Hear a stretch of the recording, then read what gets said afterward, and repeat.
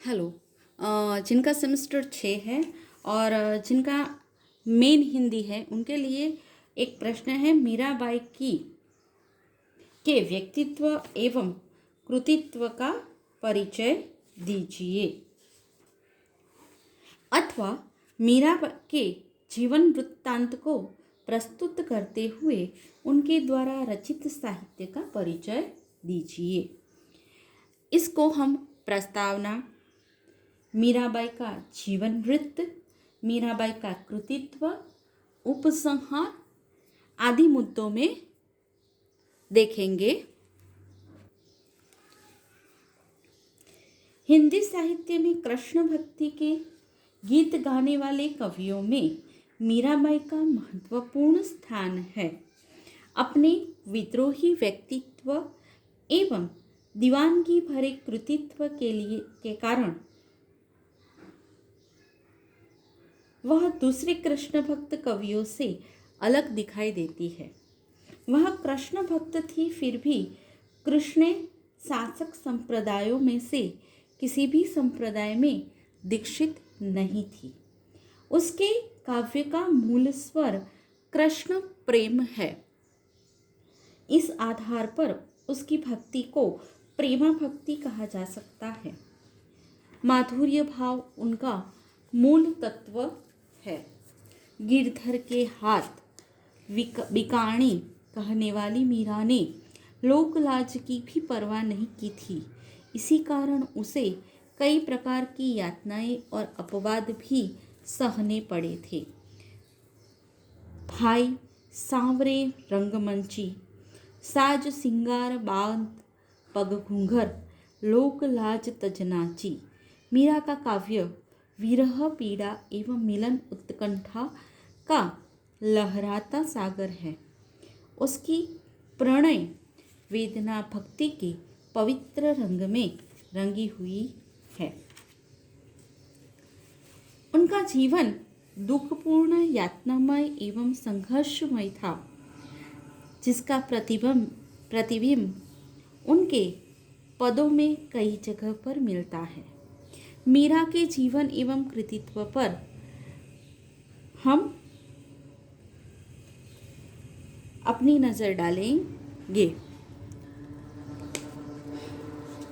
मीराबाई का जीवन वृत्त, जन्म एवं उनका जन्म स्थान।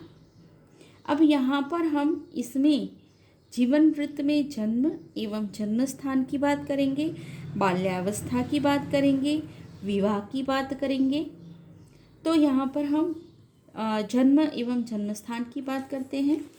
मीराबाई के जन्मकाल के विषय में मतांतर रहे हैं। कुछ विद्वान इन्हें मेवाड़ के प्रसिद्ध महाराणा कुंभा की रानी समझते थे और कुछ विद्वान इन्हें विद्यापति की समकालीन सिद्ध करते थे। विद्वानों का एक मत यह है कि मीरा प्रसिद्ध राठौर वीर जयमल की पुत्री थे, अर्थात उनका समय उनके समयावधि में हो सकता है, अर्थात सन 1468 से लेकर 1567 तक की समयावधि हो सकती है। यह उनके जन्मकाल से संबंधित हो सकता है, ऐसा बताया गया है। परंतु परवर्ती इतिहासकारों ने पर्याप्त खोज करके जो सामग्री प्राप्त की है, उसी के आधार पर मीराबाई जोधपुर के संस्थापक राठौर राजा जोधाजी के पुत्र राव दूधाजी की पौत्री थे। राव दूधाजी ने अपने पिता के जीवन काल में ही मेड़ता प्रांत को अपने भाई वीर सिंह की सहायता से अजमेर के सूबेदार से छीनकर उसके अंतर्गत 1511 में नया मेड़ता नगर बसाया था। आगे चलकर यही स्थान उसकी राजधानी बना था। इसी नगर के नाम पर आगे चलकर उनके वंशज मेड़तिया शाखा के राठौर कहलाए। मीराबाई राव दूधाजी के चतुर्थ पुत्र रत्न सिंह की इकलौती संतान थी। मीराबाई का जन्म कुड़की नामक गांव में संवत 1555 के आसपास या कुछ ही पीछे हुआ था। अब हम देखते हैं उनकी बाल्यावस्था। मीरा बाल्यकाल से ही श्री गिरिधरलाल यानी कि श्री कृष्ण को अपना पति मान चुकी थी। बाल्यकाल में एक साधु से श्री कृष्ण की मूर्ति प्राप्त कर चुकने के बाद से ही मीरा उस मूर्ति को अपने साथ रखने लगी थी। मीराबाई की आयु जब 4-5 साल की थी तभी उनकी माता का स्वर्गवास हो गया था। मीरा उनके पितामह राव दूधाजी के संरक्षण में कुड़की में पड़ी बली हुई। यहीं पर मीरा ने प्राथमिक शिक्षा पाई। राव दूधाजी भगवत भक्त संस्कारी पुरुष थे। मीरा पर इन्हीं के संस्कारों का असर मिलता है। मीरा के हृदय में पड़ा भक्ति का जीव अनुकूल वातावरण पाकर पल्लवित हो गया। अब हम उनके विवाह की बात करेंगे। राव दूधाजी के देहांत के बाद मीराबाई दूधाजी के बड़े पुत्र राव वीरमदेव जी के संरक्षण में रही। उन्होंने मेवाड़ के राणा सांगा के पुत्र कुंवर भोजराज के साथ ईस्वी सन 1516 में उनका विवाह कर दिया था, किंतु दुर्भाग्यवश मीरा के पति भोजराज का देहांत हो गया। 5-7 साल के सुखपूर्ण वैवाहिक जीवन के उपरांत ही मिलने वाले वैधव्य ने मीरा को सांसारिक सुखों से उदासीन एवं गिरिधरलाल के प्रति आकृष्ट कर दिया। उसने अपना समस्त जीवन श्री कृष्ण को समर्पित कर दिया। पति की मृत्यु के उपरांत उनके पिता की भी मृत्यु ने मीरा की विरक्ति को और बढ़ा दिया। उनका चित्त दुनियादारी से हटकर भगवत भक्ति एवं साधु संगति में लगने लगा। वे निरंतर भगवत भक्ति में लीन रहने लगी। लोकलाज की चिंता किए बिना अपने द्वार पर साधु संतों का आदर सत्कार करके वे सत्संग में लीन रहने लगी। धीरे धीरे अपने इष्ट देव के दर्शन के लिए मंदिर भी जाने लगी और वहां पर अपने आराध्य की मोहिनी मूरत और सांवली सूरत को देखने के पश्चात प्रेमावेश में आकर पैरों में घुंघरू बांध हाथों से करताल बजा कर नाचने लगती थी। इसकी स्वीकृति खुद मीरा ने इन शब्दों में दी है। साज सिंगार बांध पग घूंघर लोक लाज तज नाची। मीरा की भक्ति की खबर दूर दूर तक फैलती गई और लोग इस बावरी के दर्शन को उमड़ने लगे। दूसरी ओर कुल मर्यादा को तोड़ने वाली मीरा को अपने देवर राणा विक्रमाजित सिंह के द्वारा दिए गए कई अत्याचार सहने पड़े थे। मीरा के कई पदों में इसका संकेत मिलता है। राणा रूठिया नगरी त्यागा, हरि रूठिया कठ जाना, राणो भेजिया विखर रो, प्यालो चरण मृत पी जाना। मीराबाई अपने चाचा वीरमदेव जी के बुलावे पर मेवाड़ छोड़कर उनके पास चली जाती है, जहाँ पर उन्हें भगवत भक्ति का अच्छा अवसर मिला था। बाद में राजनीतिक कारणों से वीरमदेव जी मेड़ता के शासक नहीं रहे तो मीरा ने मेड़त को भी छोड़ दिया और तीर्थ यात्रा करते हुए वृंदावन जा पहुंची। कुछ समय वृंदावन में बिताने के बाद मीरा द्वारिका चली गई और वहां पर वे रणछोड़ राय यानी कि श्री कृष्ण की भक्ति में मग्न हो गई। मीराबाई को पुनः मेवाड़ या मेड़ता लौटाने के लिए प्रयास शुरू हुए। अपने को मनाकर पुनः मेवाड़ ले जाने के लिए आए ब्राह्मणों का सम्मान करते हुए वह रणछोड़ जी की आज्ञा लेने मंदिर के गर्भगृह में चली गई, जहाँ से फिर वापस नहीं आई। जनश्रुति के अनुसार मीरा रणछोड़ जी की मूर्ति में समा गई थी। अब हम देखते हैं मीराबाई का कृतित्व अथवा साहित्य। साहित्य एवं संगत के प्रति बाल्यकाल से ही मीराबाई को लगाव था। उन्होंने काव्यकला एवं संगीत का भी अभ्यास किया था। अपनी ससुराल मेवाड़ में भी उन्हें इसके लिए अनुकूल वातावरण मिला था।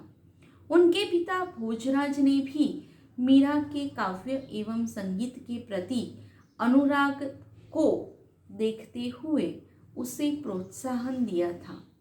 अपने पति की मृत्यु के उपरांत उसका सारा ध्यान काव्य संगीत कला में लगा दिया, जिसके द्वारा अपने दुन्वयी विरह एवं पीड़ा को कृष्ण मिलन दर्शन एवं सामीप्य को पाने में लगा दिया।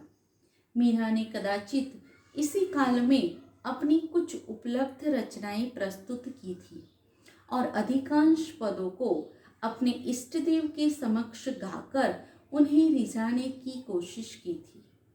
मीराबाई की रचनाओं की हस्तलिपि न मिलने के कारण उनकी रचनाओं की प्रामाणिक जानकारी उपलब्ध नहीं होती। फिर भी हम उनकी रचनाओं का उनकी रचनाओं के रूप में जिन रचनाओं को स्वीकार किया जाता रहा है उनके विषय में थोड़ी बात करेंगे, जिसमें नरसिंह जी रो माहे रो गीत गोविंद की रचना, राग गोविंद, सोरठ के पद, मीराबाई का मलार, गरबा गीत, फूटकर पद की हम चर्चा करते हैं। तो पहला है नरसिंह जी रो माहेरो। इसे नरसिंह जी को माहेरो या नरसिंह जी का माहेरा अथवा मायरा भी कहा जाता है। इसकी रचना दोहा चौपाई में है। राजस्थान एवं गुजरात में प्रचलित एक सामाजिक प्रथा माहेरा की कथा का इसमें वर्णन है। मीरा अपनी सखी से वार्तालाप या संबोधन करती है। दोनों के बीच प्रश्न एवं उत्तर की योजना से कथा का गठन किया गया है। अब हम देखते हैं गीत गोविंद की रचना। यह ग्रंथ अप्राप्य है। महाराणा कुंभा की रचना रसिक प्रिया की टीका को कुछ विद्वान भ्रमवश गीत गोविंद की टीका के नाम से इसे मीरा की रचना बतलाते हैं। आगे राग गोविंद देखते हैं।